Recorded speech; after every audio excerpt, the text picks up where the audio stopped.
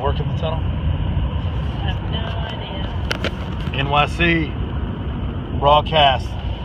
Heading down to Midtown Manhattan to the New York Hilton. What's up, Jordan? Taking my 16-year-old to, hang out, little rite of passage, experience the city.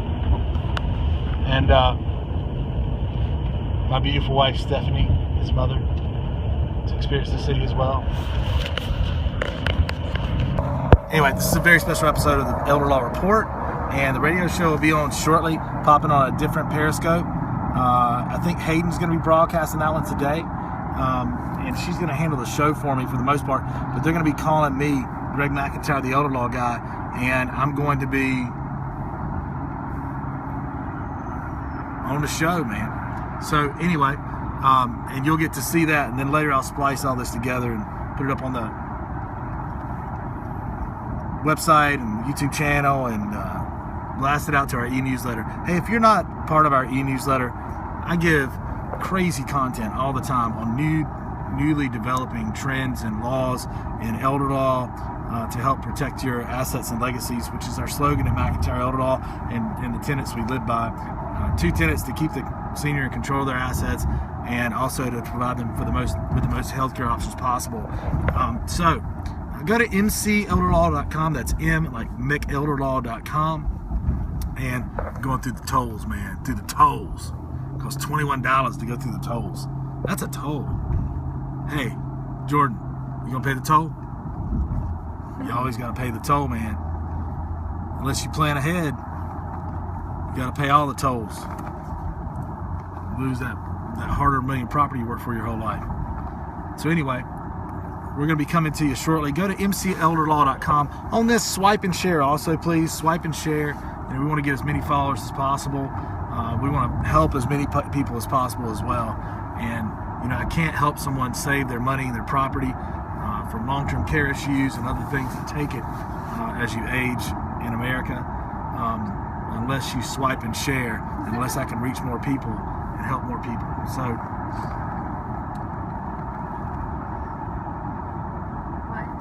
what's up?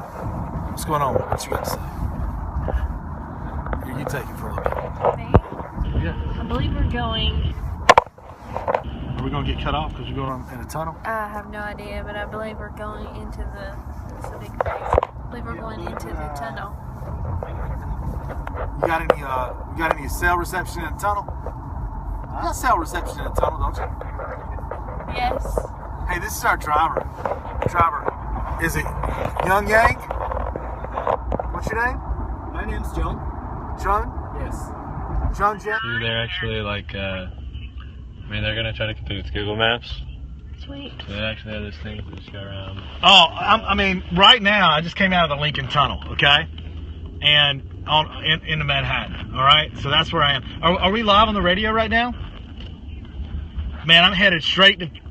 live from New York. It's the Elder Law guy. So, hey, great to hear from everybody, or great to talk to everyone out there. Hope you're having a good Friday. I'll tell you what, New York still has some snow up here, and we were flown up. We're headed straight to Trump Plaza right now. Donald Trump needs some estate planning advice, and gave me a call, so we help out.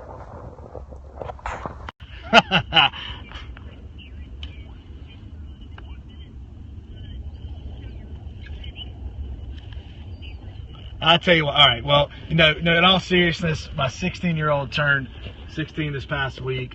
I turned a year older as well, so we decided we'd just come up and kind of a rite of passage thing for him. We'd spend some time together, brought my wife up here to hang out, and it's just enormous. I'm really overwhelmed by the size of the city on this little island of Manhattan, and just the enormous wealth, the enormous planning.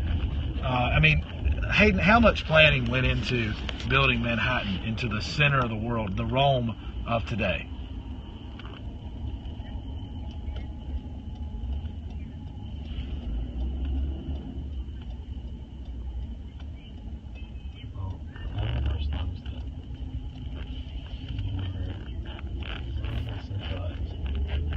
Hey, I wrote an article just kind of based on this morning, and we're still editing that out a little bit, but that'll be up shortly on social media, and it'll go out on our e-newsletter too, to our e-newsletter audience next week. And it's also going to be in the WhatsApp shopper. Okay, so look for it in this WhatsApp shopper, and it's called Build Your Empire, and that's really what I was thinking about coming up here. I mean, I was, you know, when you get on a plane, I don't know if anybody else does this or not, but I don't really have a fear of flying, but there's always those anxious moments before you take off where things go through your head or you just feel a little tense. And, you know, I was thinking and writing, and I started writing, man, you know, what do I have in place? Well, I've got my foundations in place, right?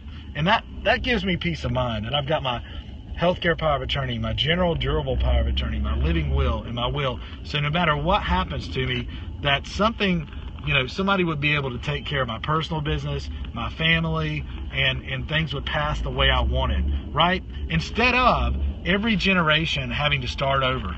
And I was thinking about foundations as it relates to the, you know, you talk about building your empire, the Empire State's Building or any of these other large monstrosities up here. And you know, you got to have a foundation for a building like that.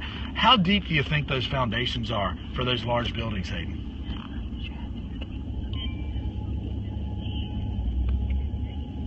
They're probably good drivers.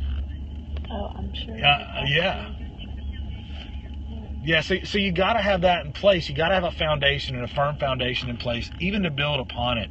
And you know, and in relating to saving assets, which is what we do, and helping preserve your asset and legacies for seniors, you know, it just seemed appropriate that New York, even though, you know, it's been through facelifts in the past, okay, and fires, I'm sure, and struggles, and you know, everything else back from when it was New Amsterdam, but every generation has built upon the past generation. You cannot have a city this size. You cannot have the Rome of today in the United States if people here and city planners and wealthy individuals that gained wealth, you know, and worked hard could not pass that down, okay? And could not build upon the past foundations of the buildings, of the plan. You know, you just couldn't build something this size and build this little empire called Manhattan. So, you know, and why, as a middle class or as the American public, are we not all doing foundational planning like that, even for ourselves and our families? And we should be. We ought to be. You know, those were the things I thought about. Those were what I ended up expounding on and writing about.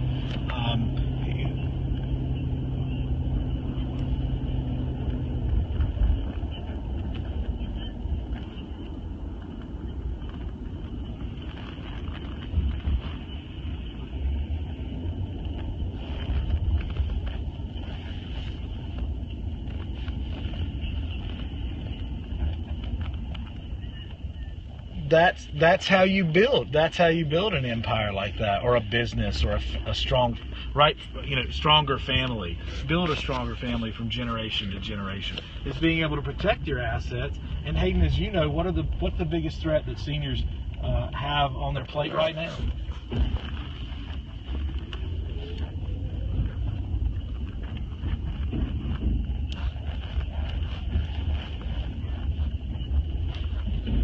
And it's the biggest expense that spends down the wealth that you could pass on to your children if you planned appropriately.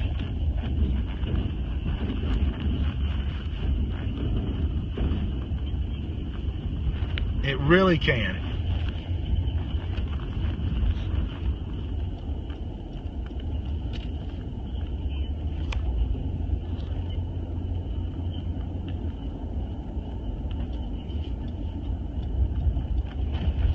Hey, Sharon, you know, this town, New York City, Manhattan, was built on pioneers, built on you know, mavericks who were not scared to be bold and think big.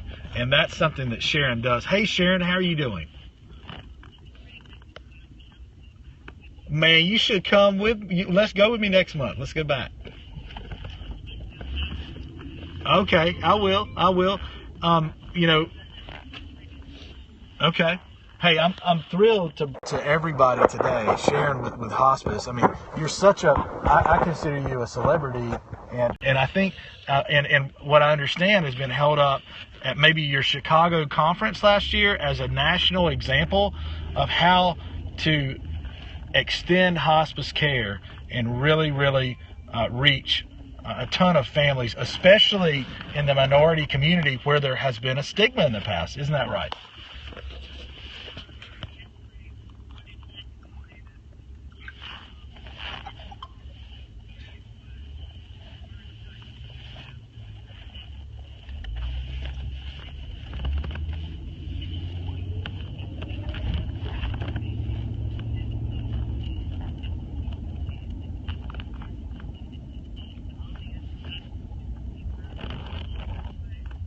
Let's just review those numbers. Before, it was 17% with minority communities. 17. So, yeah. It's snowing. It's snowing, guys.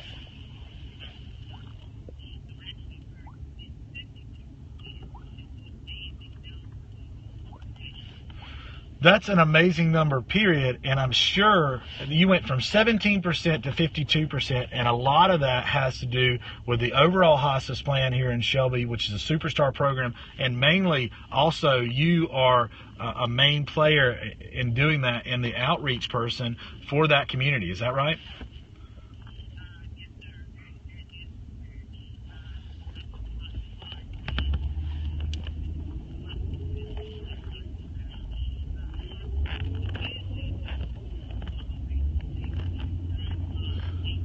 Yeah.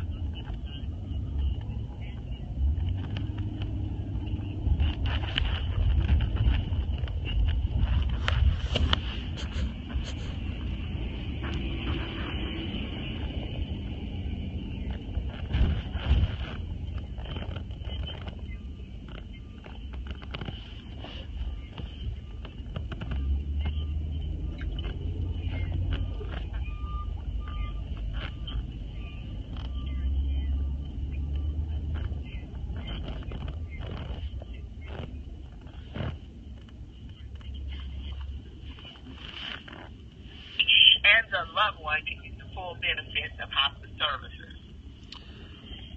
Well, I mean, I think hospice does an amazing job. I know, we've talked to hospice on our show before, but not you. And I really wanted to have you on. I was so thrilled that Hayden was able to get in touch with you and you agreed to come on the show. I just can't say enough how I think that. I'll tell you what's amazing about Cleveland County and Shelby, North Carolina is it is absolutely unreal what great services we have there in every single different type of industry related to senior care. And I mean nationwide beacons from Life Enrichment and Susie Kennedy to you and Hospice.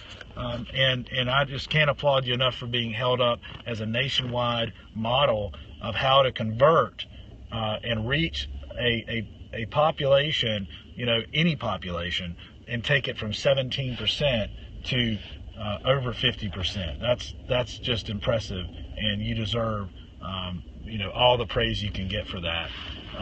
And how many people and how many people is that helping? I mean, you've got to be helping so many more families now than when you started.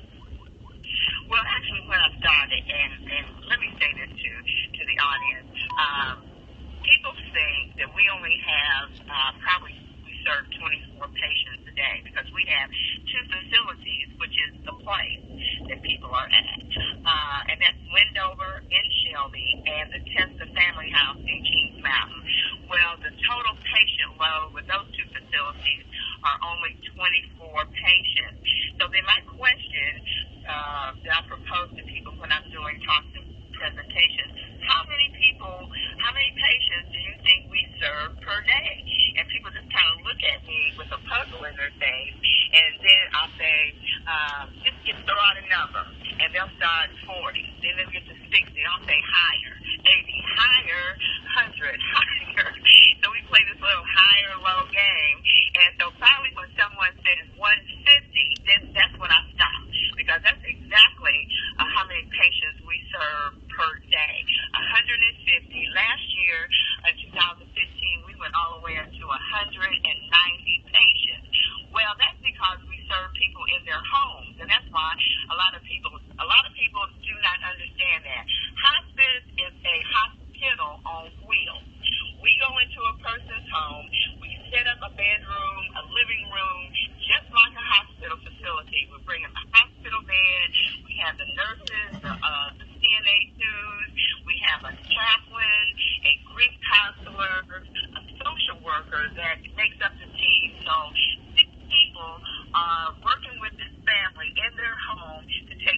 loved one. Because a lot of people just want to die at home if they think they're dying.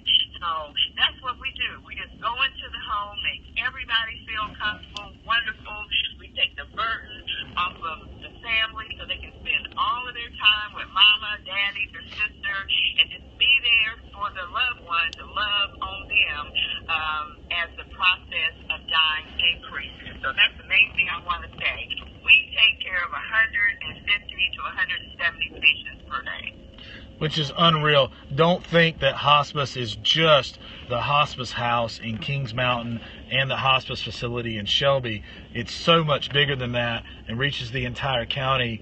And you know, I can't, you know, so you're ministering really and administering care to, you know, much more than that over a yearly basis, right? I mean, just you know, lots of people, and just like Little House on the Prairie, what I say is I make house calls. You guys are really in the home, right? The doctor comes out to the home, or the nurses, right? The hospice workers come out to the home, and don't just care for the individual who may be suffering, but really, and I've talked to some hospice workers and administration before. It's so much more than that. You're really ministering and helping the spouse and the family as well. Isn't that right? Yes, that's correct. And how I found out about hospice on a personal level was that 30 years ago in Akron, Ohio, where my parents were and where I was raised, my mother called me one day as my father had terminal colon cancer, and she said, Sharon, I'm going to allow agency to come in and help me call hospice. Well, at that time I was in Greensboro, North Carolina, and this is what I said to Mother: what is good for you is good for me. I'd heard about hospice but didn't understand the philosophy, of course, because that was almost 30 years ago. And so as I would travel back and forth to Akron to visit my parents, I saw firsthand how the hospice staff would come in and take care of my dad, give him a bath, do whatever is necessary to take the relief from my mother. So that was what was so comforting to me, because my parents had been married for 52 years and my mother was not going to leave my dad.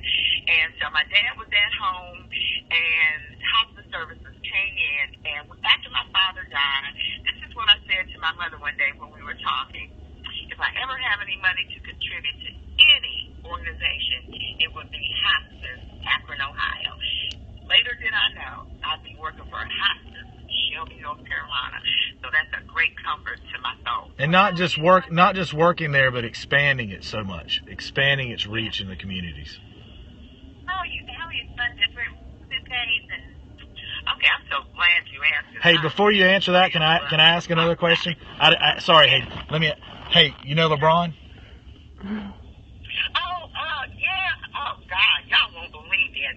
My ex-husband's family lived on the same street as LeBron growing up. Yeah. And it wasn't even a street, it was an alley. Right. He didn't grow up on the street. He grew up on a little road off the side. It wasn't even called a street. It was called an alley. His grandmother raised him.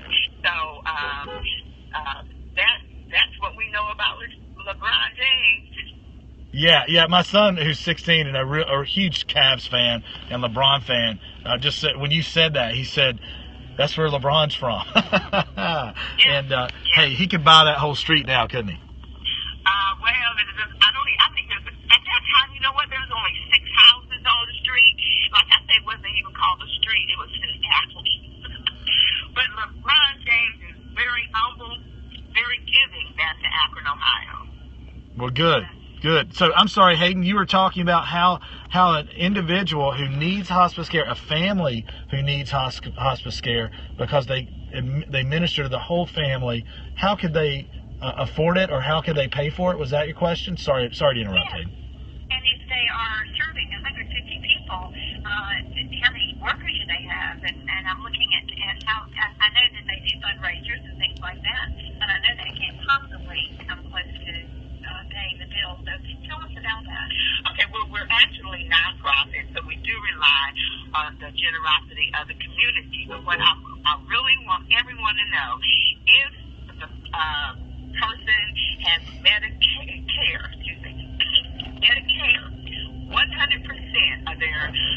hospice services are paid for by Medicaid. So we will never ask that patient to pay any money out of pocket. As long as they got that red, white, and blue card, all of their hospice expenses are paid for.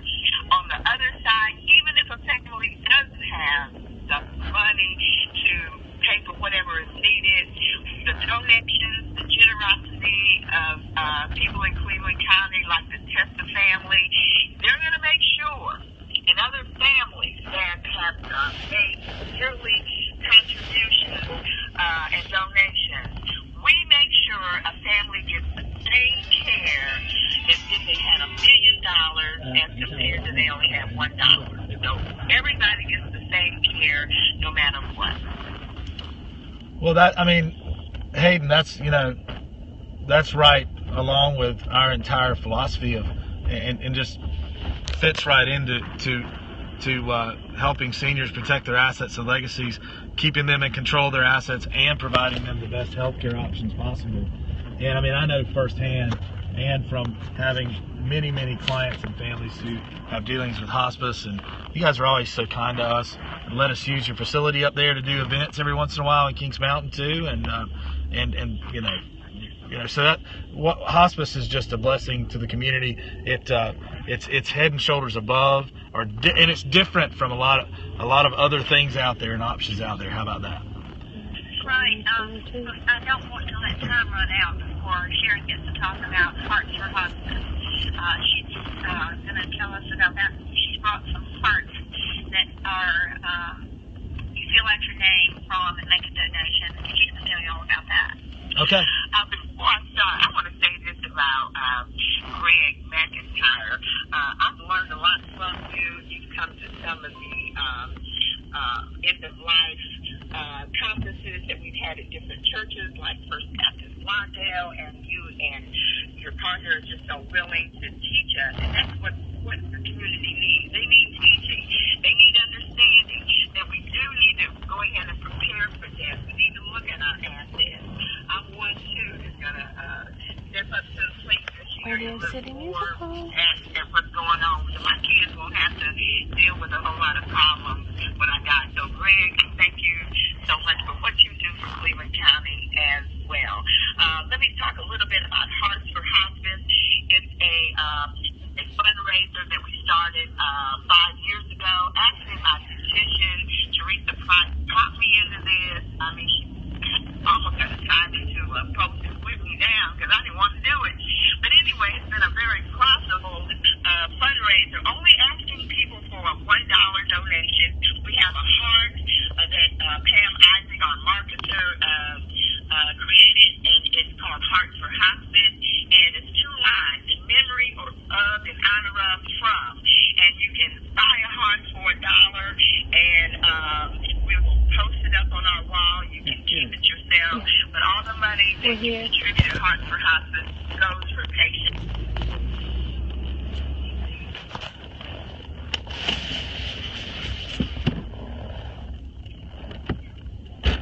One moment. Not yet. Not yet. $1,000. Oh, In the okay. last I 5 see. years, Thank we you. raised almost $27,000 with Hearts for Hospice, because people will give $1, some people will give 100, so it just kind of evens out. And some of the children want to buy a heart, and we have 4. That's all right. So please call me.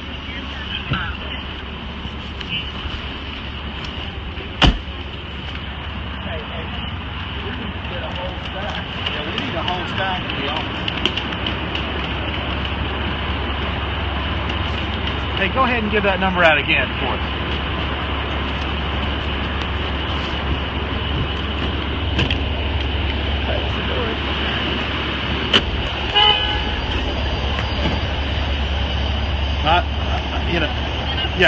Call and get one of the Heart for Hospice. Also, thank you, John. I just got dropped off.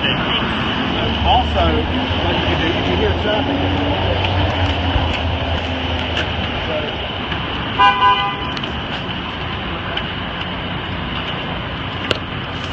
okay, so call Sharon, contribute to Hearts for Hospice. It's only $1. We need a staff in our office too.